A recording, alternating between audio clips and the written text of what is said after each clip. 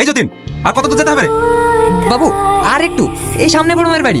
তোদের আমি তখনই বললাম যে মেয়ে আমার মান সম্মানের কথা না ভেবে অন্য ছেলের হাত ধরে চলে যায়, সেই মেয়ের বাড়িতে আমি যাবো না। তাও তোর আমার কথা শুনলি না।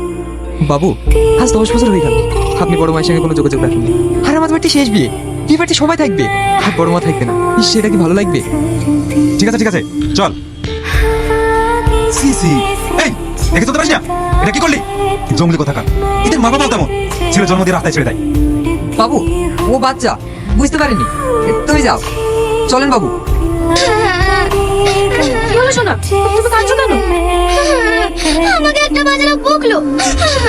এমন কথা হয় না সোনা, এই যে তুমি কোনো দোষ করেছো।